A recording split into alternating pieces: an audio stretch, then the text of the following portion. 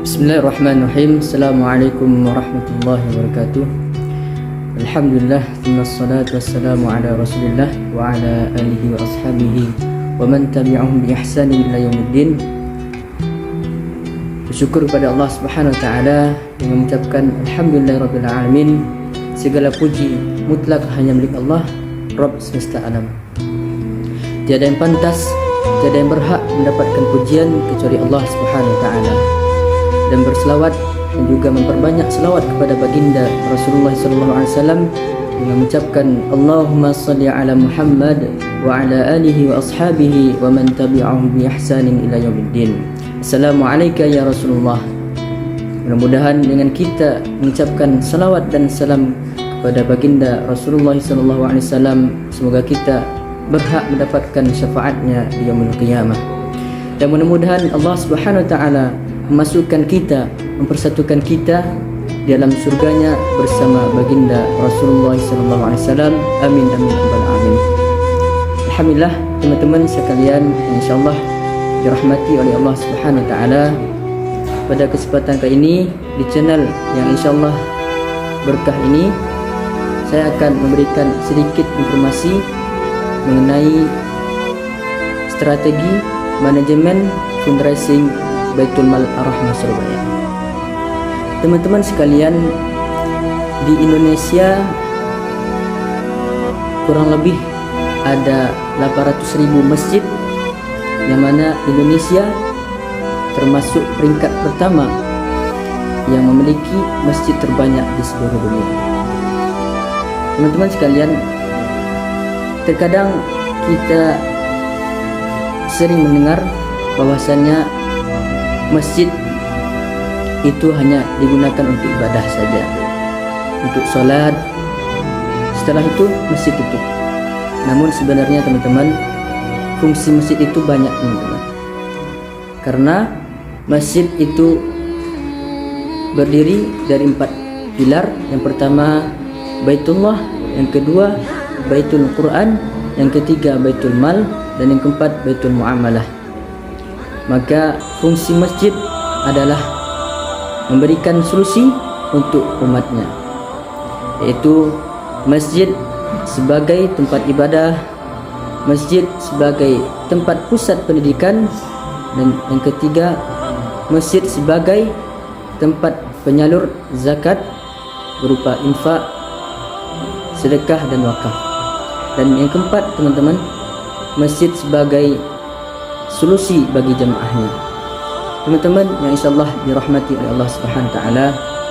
Jadi sekilas dari masjid ya teman-teman, yang mana pada kali ini saya akan memberikan informasi mengenai pilar yang ketiga, yaitu Baitul Mal. Ya, apa sih Baitul Mal itu teman-teman?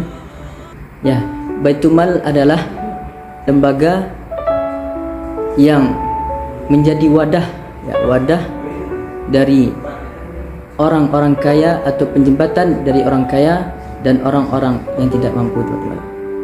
Yang mana para muhsinin dan muhsinat dapat menyalurkan malnya ataupun harta mereka berupa infak, sedekah dan wakaf teman-teman. Dan pada kali ini saya akan menjelaskan sedikit tentang strategi manajemen fundraising Baitul Mal Ar-Rahmah Surabaya. Teman-teman sekalian, bahwasannya Baitul Mal ini sudah berdiri semenjak tahun 2020, yang mana dari Masjid Ar-Rahmah sendiri itu sudah terkenal dari 5 tahun atau 6 tahun yang lalu teman-teman. Jadi Baitul Mal itu sendiri perlu branding untuk lebih bisa dikenal bagi orang-orang banyak teman-teman. Teman-teman sekalian, jadi strategi fundraising ataupun manajemen fundraising di Baitul Mal ini itu menggunakan dua metode, yaitu fundraising offline dan fundraising online. Yang mana dari fundraising offline ini teman-teman itu berupa door to door ke rumah para calon donatur dan juga menemui perusahaan-perusahaan teman-teman. Dan juga ada juga ketika kajian umum seperti tabligh akbar. Nah, di sana Baitul Mal itu menjelaskan juga mempresentasikan ya dari program Baitul Mal itu sendiri, teman-teman. Teman-teman sekalian, jadi dari fundraising offline ini itu menggunakan ya marketingnya menemui si calon para donatur ya, teman-teman. Yang kedua adalah fundraising online, yang mana fundraising online ini itu menggunakan media sosial, teman-teman. Jadi Baitul Mal itu memanfaatkan media sosial seperti Instagram, Facebook, dan via WhatsApp, teman-teman. Jadi media sosial ini itu sebagai strategi dari fundraising online untuk mempromosikan, untuk membuat iklan banyak-banyak, juga menebar brosur dan logo kepada calon donatur, teman-teman. Teman-teman, insyaallah dirahmati Allah Subhanahu wa taala. Jadi itulah sekilas dari strategi yang digunakan oleh Baitul Mal Ar-Rahmah Surabaya, teman-teman. Teman-teman sekalian, sebagaimana firman Allah Subhanahu wa taala dalam surah Al-Baqarah ayat 195, bunyinya wa anfiqu fis sabilillah wa la tulqu bi aydikum ila tahlukati wa ahsinu innallaha yuhibbul muhsinin. Dan infakkanlah hartamu di jalan Allah, dan janganlah kamu jatuhkan diri sendiri ke dalam kebinasaan dengan tangan sendiri, dan berbuat baiklah, sungguh Allah menyukai orang-orang yang berbuat baik. Jadi maksud ayat ini, teman-teman sekalian, bahwasannya Al-Quran sendiri mendorong manusia, khususnya kita umat muslim, untuk bersedekah dan berinfak di jalan Allah Subhanahu wa taala. Karena di dalam Islam bersedekah merupakan amalan yang sangat dianjurkan, bahkan disebut sebagai salah satu amalan yang paling utama setelah iman kepada Allah Subhanahu wa taala dan menjalankan salat. Jadi infak di sini dapat berupa memberikan sedekah kepada orang yang membutuhkan, membantu orang yang dalam kesulitan, atau melakukan amalan-amalan yang dapat memberikan manfaat bagi umat manusia. Namun teman-teman sekalian, Allah juga menekankan pentingnya untuk tidak mengorbankan diri sendiri dalam bersedekah. Maksudnya teman-teman, kita tidak boleh memberikan harta kita secara keseluruhan ataupun berlebihan hingga mengorbankan kehidupan kita juga keluarga kita. Selain itu, Allah juga menekankan pentingnya berbuat baik selain dari bersedekah, karena berbuat baik di sini mencakup semua amalan kebajikan yang bisa dilakukan manusia dalam kehidupannya. Sebagai contoh, memberikan bantuan kepada orang yang membutuhkan, menghormati orang-orang tua, menjaga lingkungan, dan lain sebagainya. Jadi itu teman-teman, bahwasannya di dalam firman Allah tadi, Allah menekankan kepada khususnya kita umat Islam untuk bersedekah dan berinfak di jalan Allah Subhanahu wa taala. Dan juga kita tidak boleh mengorbankan kehidupan kita juga keluarga kita, teman-teman. Teman-teman yang insyaallah dirahmati oleh Allah Subhanahu wa taala, juga di dalam hadis Nabi sallallahu alaihi wasallam, yang mana begitu banyak hadis Nabi sallallahu alaihi wasallam yang menjelaskan pentingnya bersedekah dan pengelolaan dana yang baik. Salah satunya itu an Abi Hurairah, qala Allah Ta'ala, infaqu ibnu Adam yunfaqu alaik. Berinfaklah wahai anak Adam, niscaya engkau akan dinafkahi. Hadis muttafaqu alaih. Jadi makna dari berinfaklah niscaya engkau akan dinafkahi, ya ini jangan kita khawatir, teman-teman. Daripada kita menebarkan harta, mengeluarkan infak kita, janganlah pula kita kikir, teman-teman. Sebab bila kita menginfakkan harta kita, kepada selain kita, maka Allah akan menafkahi kita, teman-teman. Jadi maksud menafkahi ini adalah apa yang ada di sisimu itu tidak akan habis, sedangkan apa yang di sisi Allah itu akan kekal, teman-teman.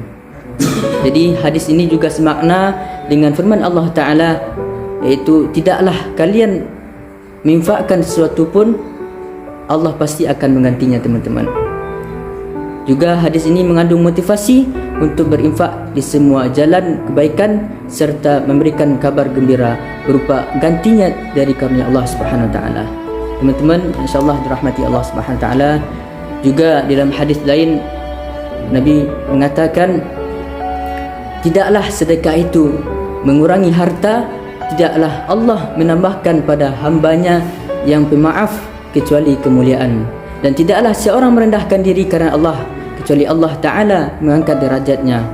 Apabila seorang lelaki mengeluarkan nafkah untuk keluarganya dengan mengharap ridha Allah, maka nafkah itu menjadi sedekah baginya.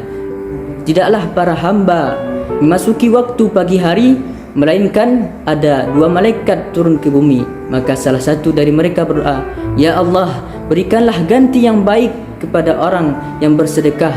Sedang malaikat yang satunya lagi mengatakan, "Ya Allah, timpakanlah kehancuran pada orang yang menahan hartanya atau kikir." Teman-teman, bukankah Allah telah memberikan kalian apa yang dapat kalian sedekahkan? Sesungguhnya pada setiap tasbih ada sedekah, setiap takbir ada sedekah, setiap tahmid ada sedekah, dan di setiap tahlil ada sedekah. Siapa yang berbuat zalim dengan mengambil sejengkal tanah, maka akan dikalungkan di lehernya 7 lapis bumi. Siapa yang menyedekahkan sesuatu walaupun sebesar biji kurma yang diperolehnya dari hasil kerja yang baik, dan memang Allah tidak akan menerima kecuali yang baik, maka sesungguhnya Allah akan menerima sedekah itu dengan tangan kanannya, kemudian mengurus pahala sedekah itu untuk pemiliknya. Sebagaimana seorang dari kalian mengurus anak kudanya hingga sedekah itu menjadi seperti gunung. Berlindunglah kalian dari api neraka meskipun hanya dengan bersedekah separuh kurma. Jadi dalam hal ini, teman-teman sekalian, Baitul Mal Ar-Rahmah Surabaya telah berhasil menerapkan strategi fundraising yang efektif untuk mempertahankan keberlangsungan kegiatan sosialnya. Namun kita juga dapat belajar bahawa pentingnya pengelolaan dana yang baik dan pemanfaatan media sosial untuk mempromosikan kegiatan sosial. Teman-teman sekalian, mari kita belajar lebih bijak dan mengelola dana kita serta berkontribusi dalam membantu orang-orang yang membutuhkan. Semoga Allah Subhanahu wa taala senantiasa memberikan keberkahan dan rahmat atas segala amal kebaikan yang kita lakukan. Amin amin rabbal alamin. Sekian dari saya. Mohon maaf jika ada salah kata. Jika ada benar dari saya, itu semata-mata datangnya dari Allah Subhanahu wa taala, dan jika ada salah, itu semata-mata datangnya dari saya pribadi. Mohon maaf. Assalamualaikum warahmatullahi wabarakatuh.